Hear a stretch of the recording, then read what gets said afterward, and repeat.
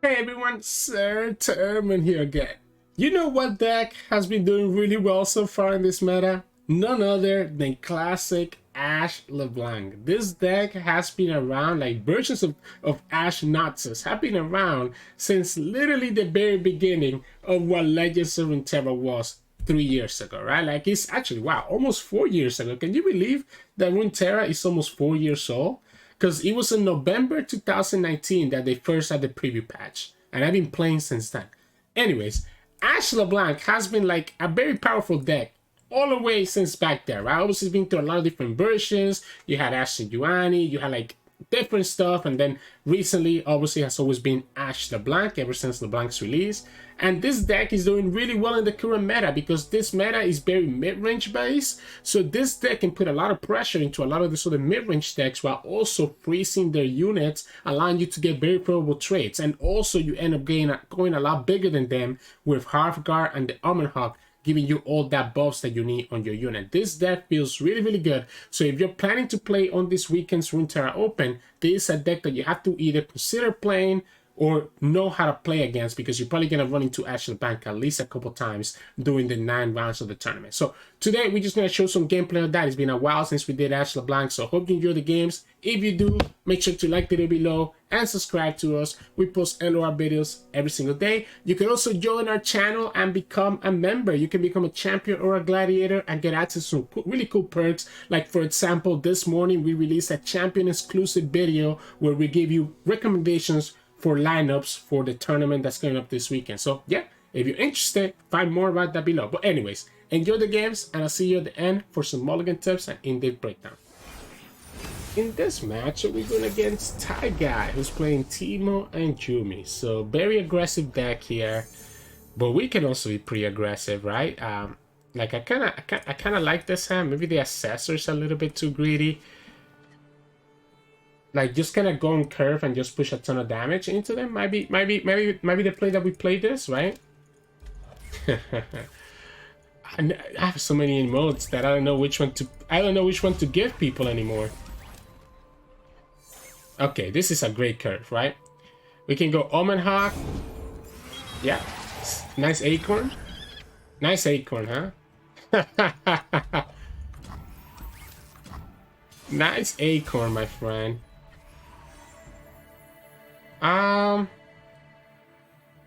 Honestly, I'm not opposed to this.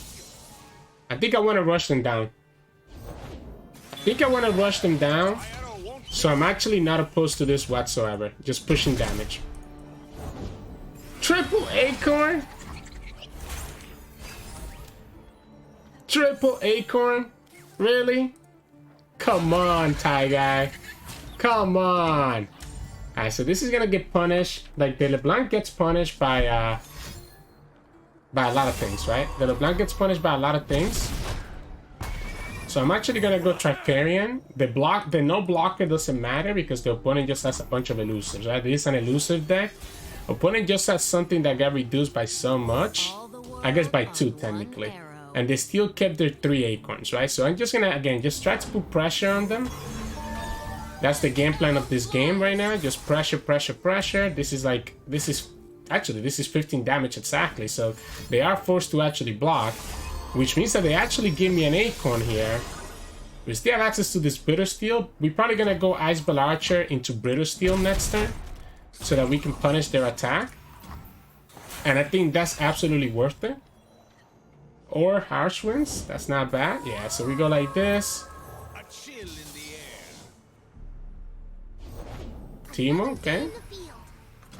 I wonder if it's actually just LeBlanc. Or we can just go for a big...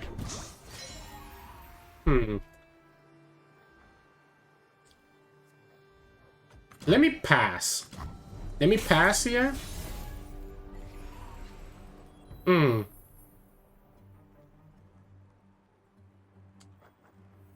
Let's not get greedy. Let's not get greedy. Let's just go here. I was starting to think if I could just win the game this turn by doing Harsh Winds and Brittle and just having them have no blockers. But I think opponent has to always block anyways. So I don't know that this really matters for us that much. I think we're just gonna go like this and just have them block with everything, and we'll have the Bloody Business available, and then we still have Harsh Winds and Brittle next turn. As long as we have this Harsh Winds and Brittle, and I don't think I'm taking any damage, right? So I think we just chill. Do we do it now? Sure. Let's just slap this thing right now. So be mana efficient. Again, next turn we have Brittle and Harsh Wind, so I don't think we're taking any damage. We could technically have done it now and gotten the Crystal Arrow next turn. Okay, well, yeah, I mean, I think we're fine. I think we're fine, right? So 3, 8, 9. We cannot play double Harsh Wind, so there's no reason for us not to play LeBlanc here. Put my face on. Even if opponent has access to, the Heroic Refrain, they're not pushing enough damage for me to worry about this. Yeah, they're not pushing enough damage. Oh, and they even committed for the Eye of the Storm ahead of time. So yeah, they definitely just lose here.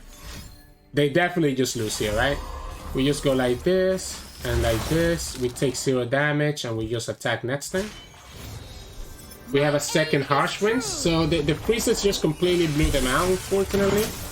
Because we had exactly the freezes that we needed. And again, it's all about putting pressure into them, because the more time you give them, the easier it is for them to find the damage to kill you.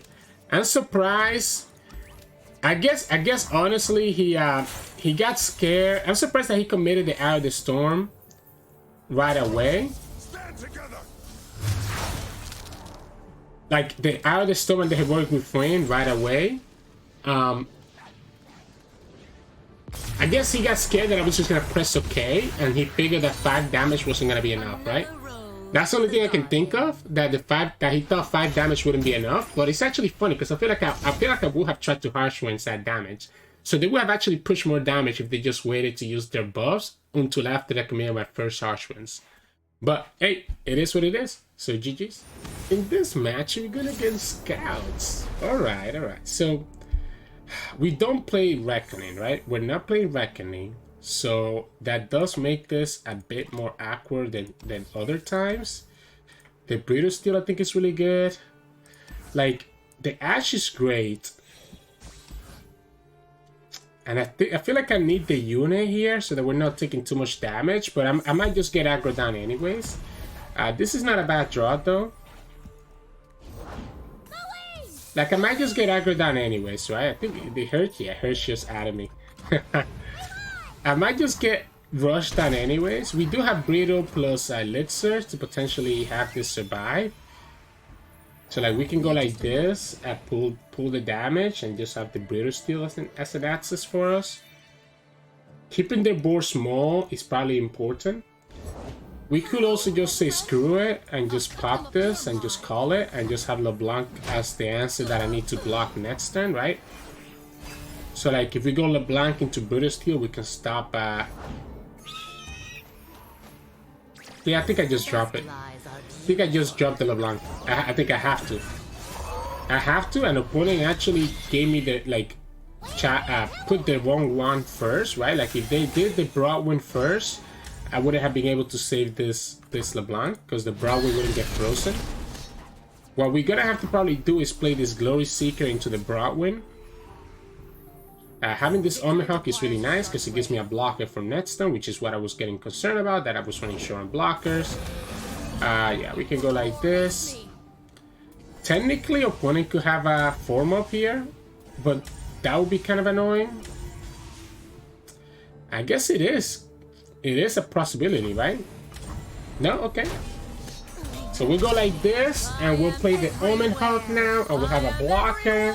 And again, just keeping the board small, right? Keeping the board small, I think is important for us. We'll have this Ashe.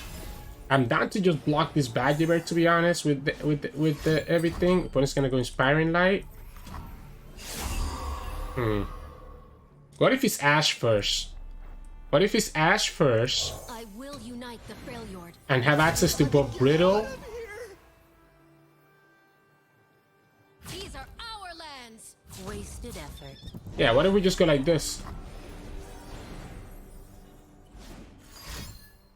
Okay. Okay. I'm down with you using all your stuff, right? We'll save the LeBlanc.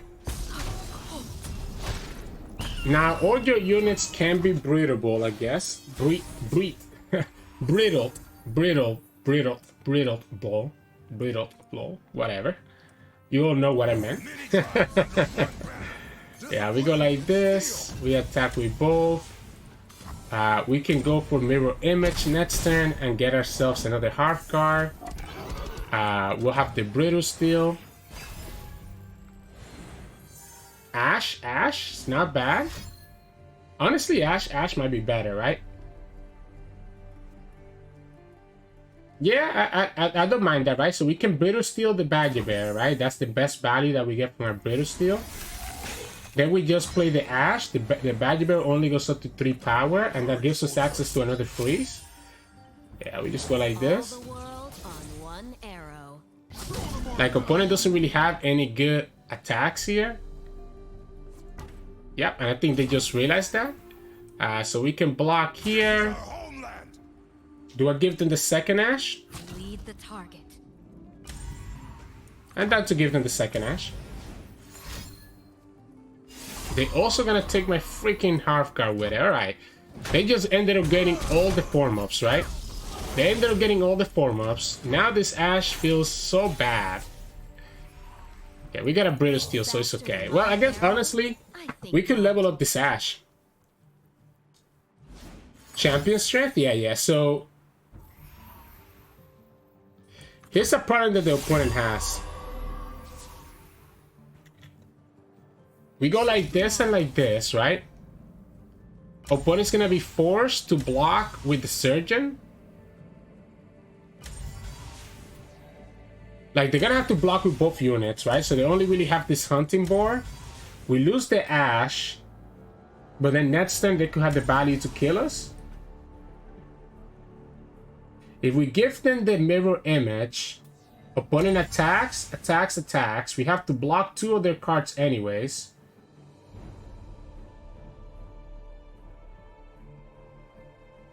Wait, I think I have lethal, right? If I go mirror image, block.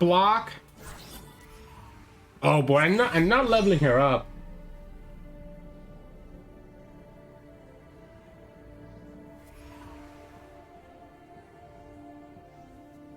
No, let's go for it this way. Yeah, let's go for it this way. Opponent's forced to block the Ashe, right? Opponent's forced to block the Ashe as well as block here. We are forced to block this, I think. I'm wondering if I just copy the Ashe. Like, we can brittle steal the Badger Bear, right? We get another LeBlanc anyways. Opponent gets another unit, though. So that's gonna be spicy here. That's not enough. It's not enough damage just yet. If they have like another... Yeah, I guess 3, 6, 8. So we can go Brittle Steel 3, 5, 6. We live at 1. Opponent has another 4-up, they just win the game. Now they force me to have to just go like this. So they're forcing me to go for the mirror image, which is fine because we're gonna get another mirror image regardless. I should have probably used this mirror images a little bit better this whole game. So now we just get punished because opponent could just have whatever they want, and we literally have given up all our stuff. Yeah, we have literally given up everything. We don't have the rally. We will need to top deck a Harsh Winds. Alright, let's get to work. So we will need to top deck a Harsh Winds. A turn too late. Wait a second. I think opponent just ended up getting punished slightly here, right? Let's go like this. I guess they still have the answer though. This one, yeah, none of their units go up to 7. They have to block, right? So they have to trade everywhere here. We get the rally one more time. You wanna kill the tactician, I think, right? Nah, you don't need to. You need to block. Yeah, you want to kill the tactician. There you go. And that way you just win the game. Yeah, yeah. No, I think we could. I think we can play this better. We can play this better. Looking back at it, if I go to the mirror image on the Ashe LeBlanc turn, we can block with one Ashe. If we go down to 1 HP, I think it would have been okay, right? Like, if I look back at this and I go back to 1 HP, it probably would have been okay for us to do that. Let the board hit, play the second Ashe, block with one Ashe. Again, the problem is that I wasn't leveling up the Ashe, right? Like, I wasn't leveling up the Ashe. If the Ashe was a 3 out of 5, yes. But because we have to block with the ephemeral Ashe, we're not able to actually attack with her. I want to see what Hershey's saying. So yeah, so like I wish, like, if the Ashe was a 3 out of 5, we could have doubled up the Ashe, right? Breeder steal one of their attackers, and then be able to like attack with the regular Ashe to level up and get the win, right? But the fact that we couldn't level up the Ashe means that the opponent still had a blocker there, and they would still have the Badger Bear.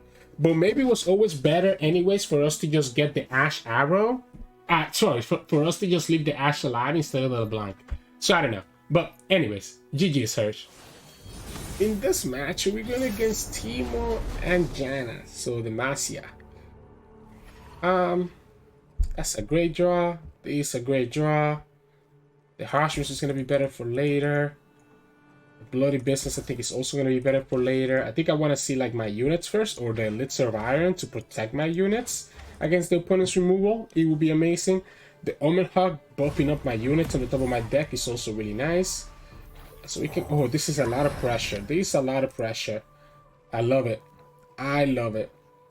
Yeah, so we go like this. This is going to stop Acorn, Teemo, anything else. Wait for us. We could just go on curve, to be honest. Like, yeah, I'm attacking here, right? I'm always blocking that Acorn next turn anyways. If the opponent has a second Acorn, the second Acorn is gonna push damage no matter what, right?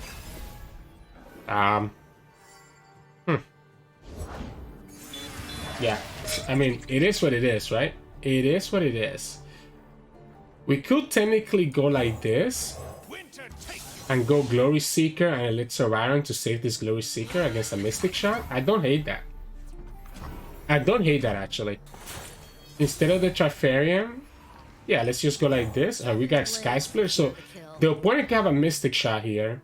I guess if they have double Mystic, they get to kill this. They haven't drawn enough cards for... Oh, okay, well, I guess they don't have Mystic. We'll attack here, just get our damage. If the opponent's trading is good for us. Opponent goes ahead and just kills my Glory Seeker. Do I want to save it?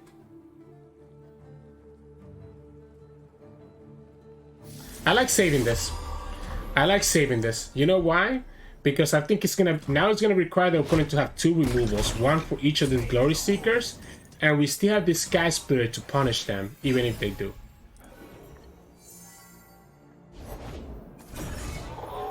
Yeah, so we'll go like this. Opponent's gonna have their Challenger here, but that still keeps us 1 Glory Seeker. Oh, they're not gonna challenge. I guess that makes sense. No reason to challenge there. We can go Trifarium and just get the rally enabled already. Or we can go LeBlanc and potentially get the LeBlanc level up. The Sky Splitter is... Okay, the Sky Splitter is gonna trigger this turn then, right? Yeah, let's just go like this. Actually, we're gonna go like this. We're gonna go like this and just keep the Teemo alive. The Teemo's the least dangerous of them. I guess, obviously, the punish here is if the opponent has the champion strength. Does mean that this Teemo is gonna be more dangerous now that than the Broadwind. I just didn't want to lose my LeBlanc, right? I just didn't want to lose my LeBlanc. We have been very unfortunate. Opponent goes for Howling Gale. We go Sky Splitter. Opponent goes another Teemo. We'll go Trifarian. We'll go Trifarian. We don't want to... I don't think we want to rally this turn just yet. We probably want to rally next turn. Although, as I say that, I'm looking at this. And the rally right now, because we have the Sky Splitter to back us up, I think is fine. And we're going to have this mirror image to get another rally next turn, right? So since we drew the Sky Splitter, I think this is completely safe. Opponent only has one unit here. What a treat. Yeah, we just go like this. Get to push 12 damage. Opponent doesn't even have a way to defend this. Gets another Teemo. That's why I didn't want to kill the Teemo as well, because if the opponent had a second Teemo, it would have been a worse card for them to have. Here we go, Trifarium, attack with everything, and now we have access to like our whole hand, right? This is going to actually cost even less. Out of the Storm. I guess they can technically kill this Tactician if they want to. So what if we just bloody business right now? What if we just bloody business right now so that the opponent doesn't have a Teemo to block with? I don't mind that. We could also just mirror image. So we could technically mirror image into bloody business when the opponent has another card in response. I don't mind giving the blood. I don't mind like doing the mirror image right now. I guess let's wait to see what the opponent does, right? Like this is just so much pressure into that, right? And it's one of the reasons why you see Ashe LeBlanc gain popularity because of the Janna Teemo. We expect the Janna Teemo to still be really strong because he was strong at the end of last patch. I have a lot of ways to do this here, right? We could bloody business now. That way the opponent has one less blocker. We could mirror image now so that we have one more attacker. Considering that we're gonna get another mirror image after LeBlanc attacks anyways. So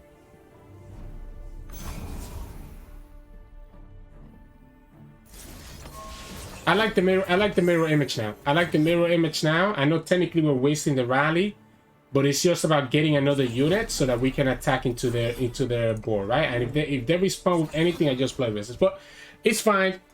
They're not gonna respond because this is the second video in a row where JF1 support just rage quits on us after we start winning. Like, how can you play Janna, Teemo for multiple days, and every time that you're about to lose, you just rage quit the game?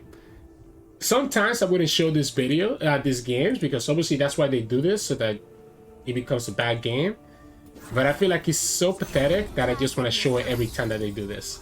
So I'm sorry that you guys get to watch us just play to ourselves, but like that's just pathetic. That's the second video in a row, right? The game from yesterday when we were playing our Janna set, it was also the same way. So GG's. In this match, we're going against Nidalee.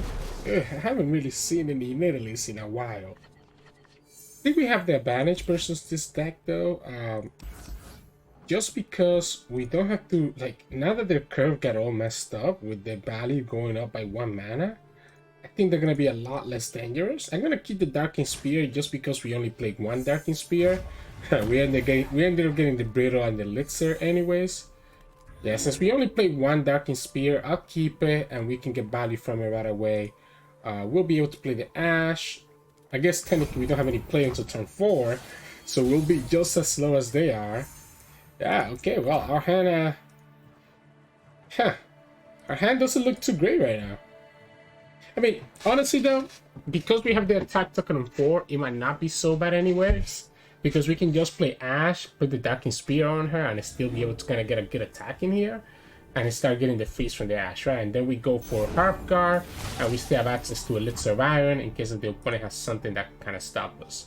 I'm surprised that they went for that, because that means that they don't even play around our 2-drop, right? Our Glory Seeker could have been a punish, but maybe the opponent actually played around Glory Seeker, and this is like a useless card. We don't know that. We don't know that, right? Like, maybe this is just the vulnerable one, right? Which means that now the opponent is forced to use their... They will have to use their the spell before they can summon another unit. We do get the Glory Seeker now. Yeah, I'm down to just wait. I'm down to wait until the opponent attacks. Like, if the opponent does nothing, I might just save the Glory Seeker and just go for Ashe. Because I'm thinking maybe this is actually... Yeah, Oh, it is actually a Nidalee. Wow, so you were willing to throw away your Nidalee there. Actually willing to throw away your Nidalee. I'm gonna give the Glory Seeker because we have this Brutal Steel. So even if this is an all-terrain trooper, opponent's gonna get a mega punish here if they go for the Nidalee. If they go for the, yeah, if they challenge with the Nidalee, they are smart enough not to challenge with the Nidalee. What we can go for is, again, we can go Ashe. We do have Elixir of Iron for like a potential pie toss. Opponent's gonna probably, like, they have to find a way to save this Nidalee, right? So we're gonna go Ashe into Darkening Spear, into attack with Glory Seeker. The Elixir of Iron lets us protect against pie toss.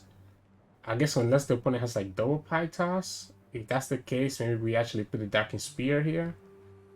I don't know. I mean, we could put the Darkening Spear on it anyways. That way, it's not just dying next turn to any random thing that the opponent has.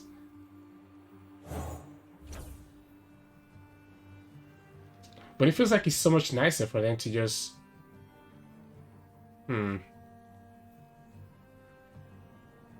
What do they have? I guess they have a Quicksand, right? They have a Quicksand, and that way they can save the Nidalee with the Quicksand, because this will go up to 1 power, and the Nidalee will survive at 2. Yeah,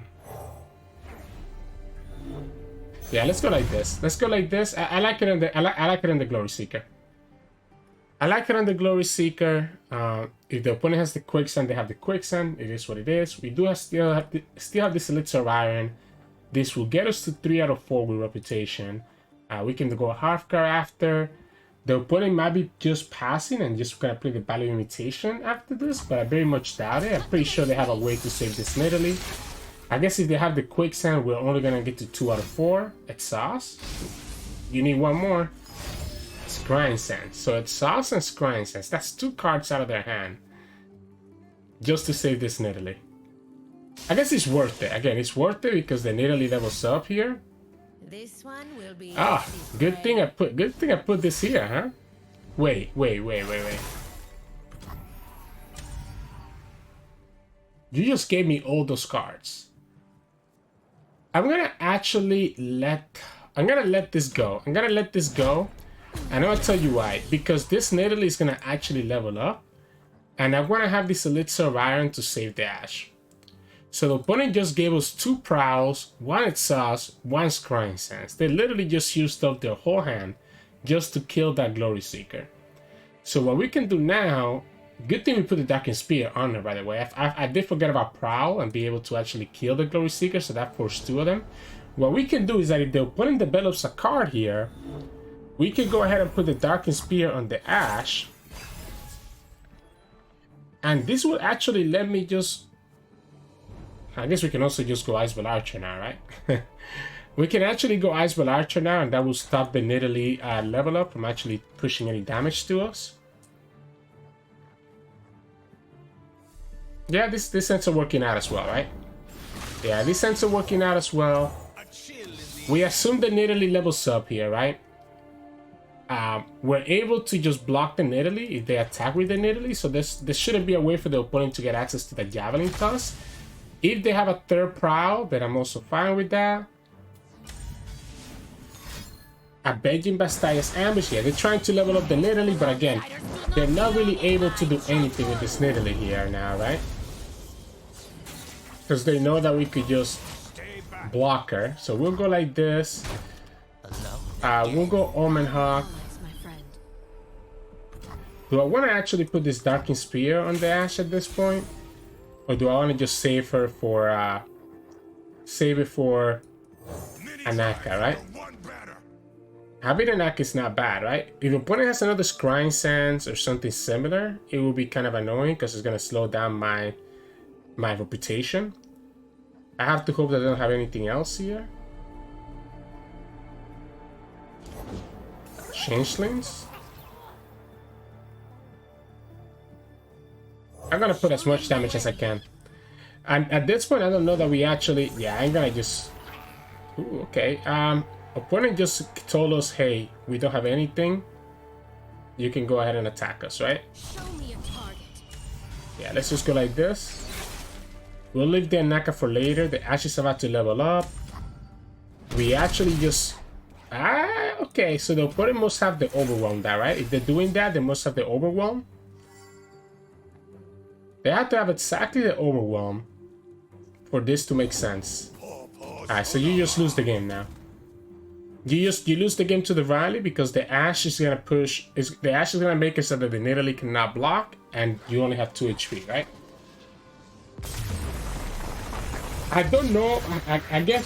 I mean, opponents had hands to just be bricks, so they probably had no choice there. But again, it was sort of about getting that rally and then being able to just rally there and just win the game, right? So this is a game where we really didn't have LeBlanc.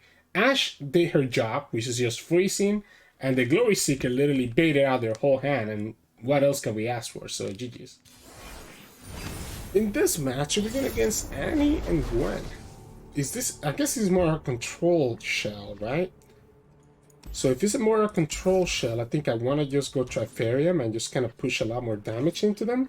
The Glory Seeker is actually so good at being able to kill their Annie. Omen Hawk is not bad. I like the Omen Hawk. Like the Omen Hawk. I'm gonna just pass here, I think. Don't want to sacrifice this Glory Seeker if I don't have to.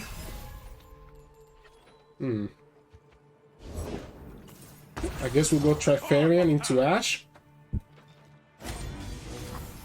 We'll take this. The 2 damage there doesn't matter. We can also go Glory Seeker instead of the Ashe. And just try to get a Reputation trigger enable. Or we can go double Trifarian. Could go double Trifarian here. Kind of like the double Trifarian. This is a lot of damage. This is a lot of damage. If they want to kill the Omen Hawk, they can kill the Omen Hawk, but they're not going to do that because they want to obviously defend this damage. Because now we can go Bloody Business to pop like a Gwen here.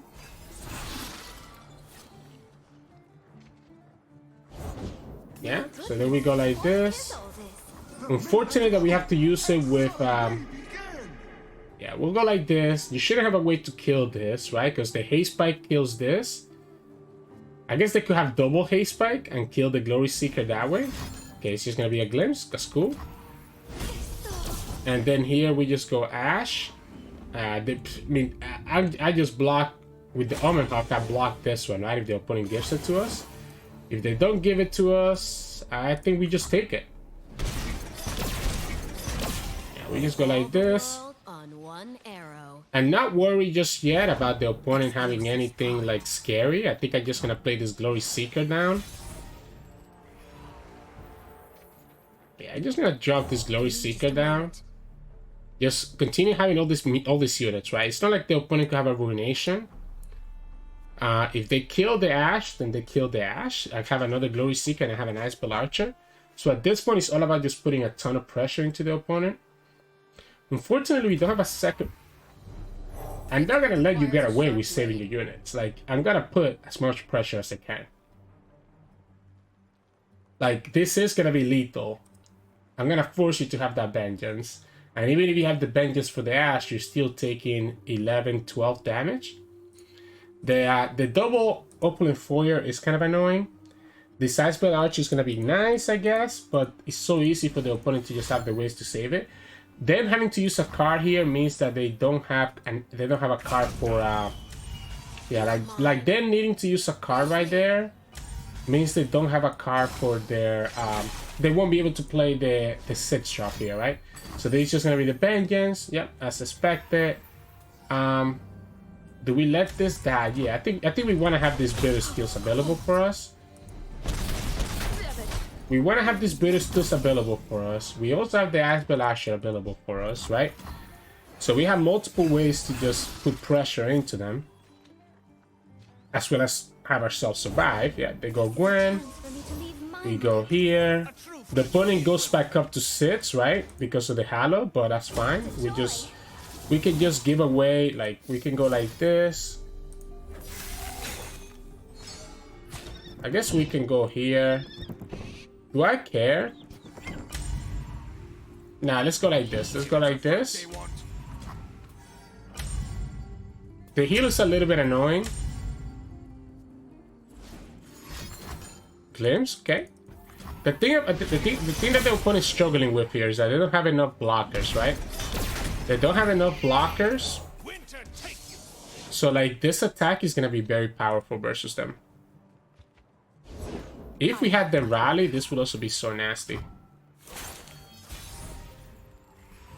No rally, okay. Let's just open. Let's play around a potential ruination. Either one of these is lethal, and the opponent doesn't have an answer for them, so we end up just winning there. So, GG's. Yeah, just gotta put pressure. That's what this deck wants to do, right? You have these big units. It's a mid-range deck that can put a lot of pressure into the opponent, so GG's. Hey, welcome back everyone. Hope you enjoyed those games of Ashe LeBlanc. Very fun deck, and you see exactly how he wins games, right? Like, it's just so much pressure that you can put with these big units, with the LeBlanc, the Ashe, even the Reckless Trifarian, right? Just kind of puts all this pressure that the opponent has to choose to block or just take all this damage. And the more damage they take, the more likely it is for you to find your value to just win the game, right? As you saw against Ty Guy there, where we just put so much pressure into their elusive deck that even though they ended up getting a lot of elusive stuff, it ended up not mattering because we just had so much pressure, and then we were able to find our win condition there eventually, right? So really fun deck. Does everything that you're all familiar with, so I don't know how much I need to really talk into this, right? Like the deck has changed, the cards have changed, but what it does has always more or less been the same, right? Since the inception of the deck, right? So strategy-wise, you want to just push a lot of damage early, especially if you have 5 power units, right? So the Glory Seeker and the Reckless Trifarians and the LeBlanc are really good on turn 2 or 3 because they let you kind of push a lot of damage. In terms of the Glory Seeker, it lets you kind of take one of the opponent's key units away. And this 5 power units start letting us enable our reputation, which is really important for a bloody business or a tactician to then put even more pressure into the opponent. So early game, I kind of want to mulligan for my Omen Hawk, my LeBlanc, my Glory Seeker, and my Trifarian. Like these 4 cards are what I kind of want to play on turns 1 through 3. On turn 4, I obviously also want to play Ashe, but I'd rather have Ashe get buffed by Omen Hawk. So a lot of times, I'd rather just draw Ashe kind of later into the game if I do get that Omen Hawk turn 1 or after I play a Hearthguard, right? But if you get her early on and you have a way to protect it, like a Let's Survive and a Sky Splitter, that could also be really useful, right? So nothing wrong with keeping Ashe as well if you already have a good enough early hand, right? Like if you already have Omen Hawk and you already have a LeBlanc, then maybe you don't mind keeping the Ashe as well because you already know that you have a pretty good 1-3 curve, right? So yeah, so early on, LeBlanc, Ashe, Glory Seeker, Trifarian, and then kind of into the mid game, turn 4-5, that's when you want to go for your Ashe and your Hearthguard, and it's all about just putting these big bodies on the field and continue attacking with them where the opponent cannot really do anything and just constantly under pressure, right? And then eventually, as the game goes on, kind of goes into turn 6, 7, 8, that's when you're looking to kind of get additional draws with the Assessor, you're looking to get that rally of the Tactician, you're looking for a potential Bloody Business or an Ashe level up to allow you to just finish up the game and push the rest of the damage that you need, that you're still missing, that the opponent, to be able to kill the opponent, right? So just have these big bodies, push a lot of pressure, and then finish up with some cool combos between the freeze or the rally, which you can duplicate with the mirror image. And that's going to be your general strategy and how your general mulligan is going to look like. The only other tip I have is that if you are facing like a Seraphim deck, then maybe it is, you know, keeping a Lich and Sky Splitter might be even more important because you know they have those Mystic Shots and those Divine Whirlwinds to kill your champion. So just kind of keep that in mind. But anyways, that'll be it for us today. Hope you enjoyed today's video and today's games. If you did, make sure to like the video below and subscribe to us. We post LOR videos every single day. You can also join and become a member of our channel. So if you become a member of our channel, you get access to some really cool perks. And I'm looking for the membership tab right here so that I can show you all the members that just joined our channel over the past 2 days. Like, I want to give a huge shout out to Seth.